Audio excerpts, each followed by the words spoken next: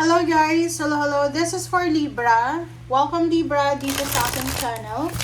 Kapalaran 888. Welcome.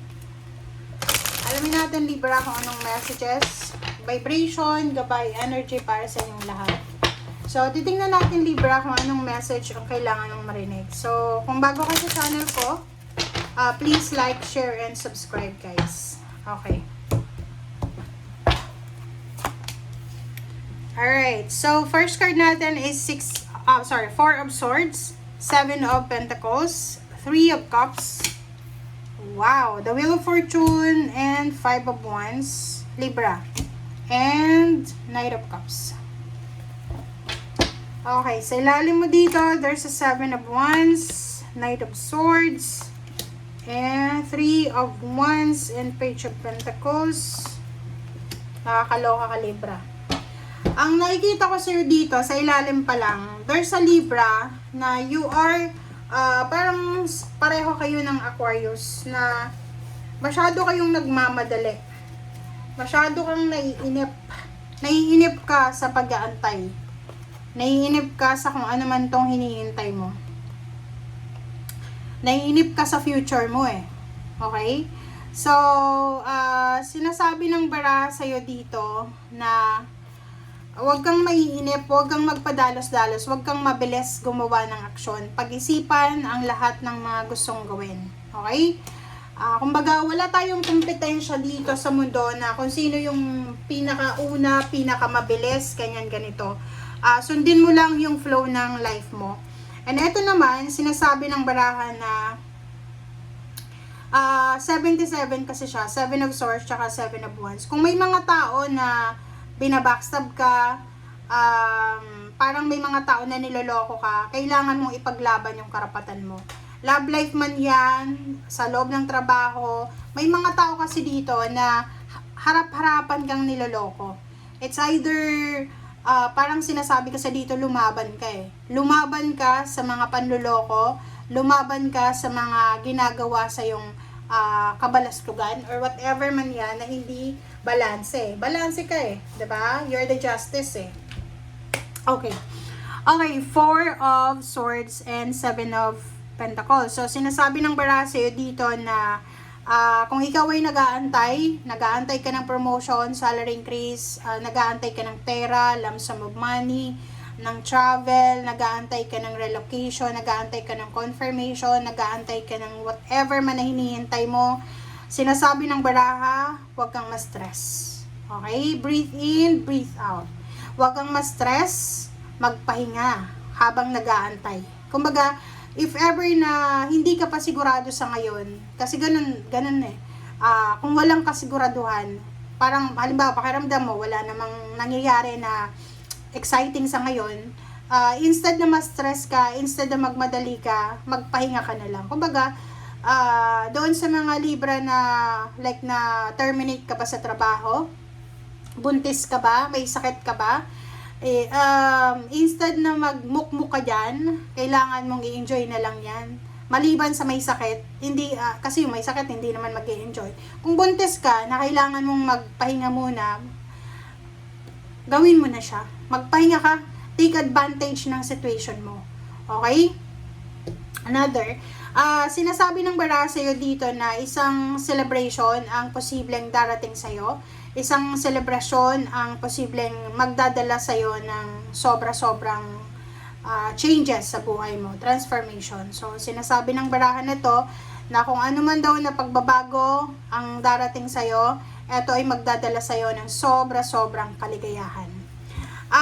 Maybe you're involved sa away, gulo. So, pwedeng may kaaway ka, or may umaway sa'yo, or may inaway ka. So, it's either kung sino man sa inyong dalawa or marami kayo siguro, kung sino man ang makakapag-desisyon sa inyo na humingi ng tawad, ay posibleng may reconciliation, may forgiveness na posibleng mangyari dito. Alright, so let's check.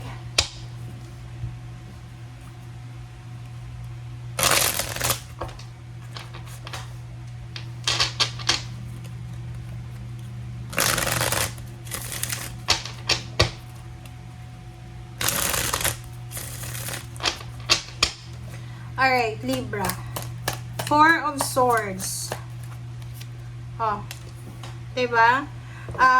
Sabi ng baraha sa'yo dyan, Libra, na kailangan mong i-priority yung health mo.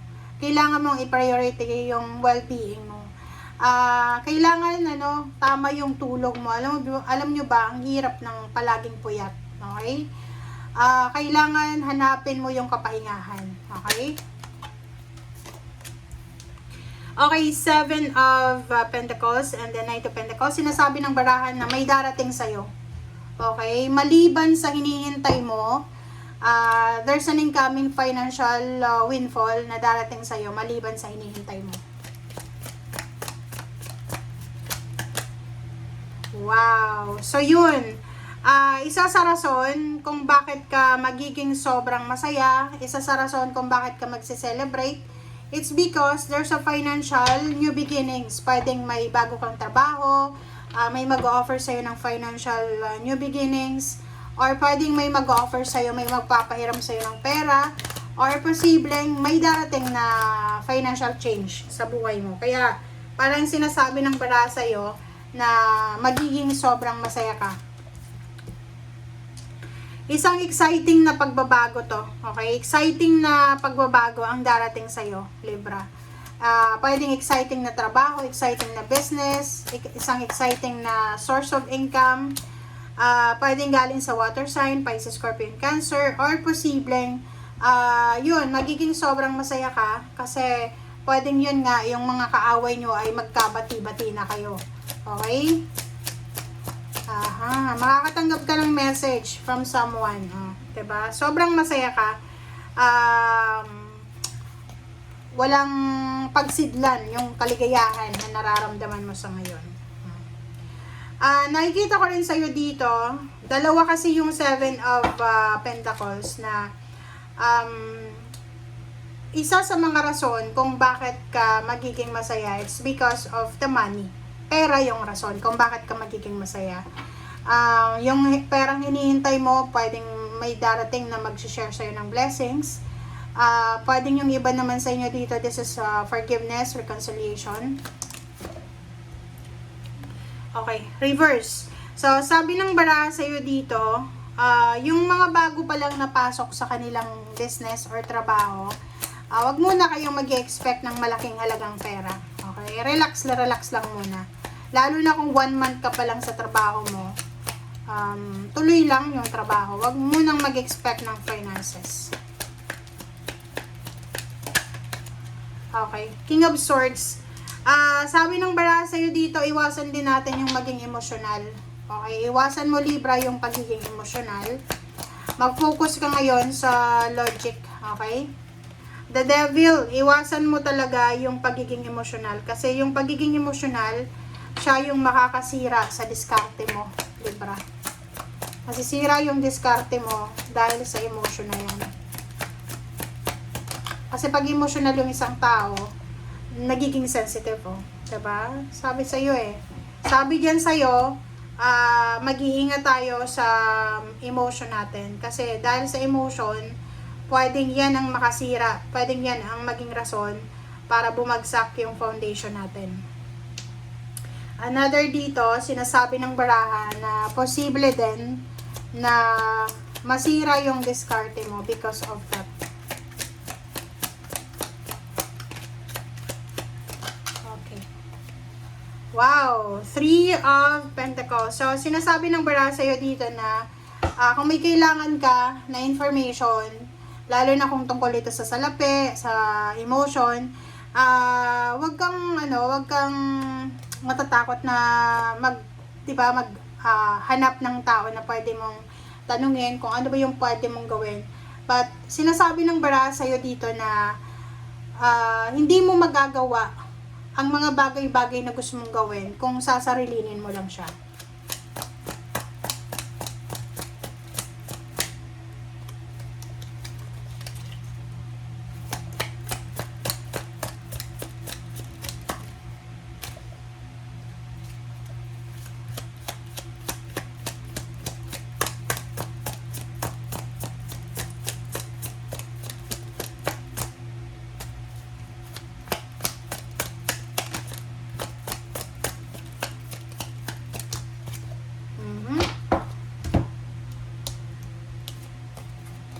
Okay, Ace of Wands and then the Empress. So, nakikita ko sir dito na there's an incoming na exciting sa buhay mo. So, doon ka na lang mag-focus siguro. Okay? Focus ka dito kasi there's an incoming exciting na pagsisimula. Pwedeng unexpected pregnancy, unexpected na relationship, friendship, unexpected na acquaintance, unexpected na twist siya. Okay? Pwedeng magdadala to sa'yo ng sobra-sobrang excitement. Okay? Thank you guys. Bye!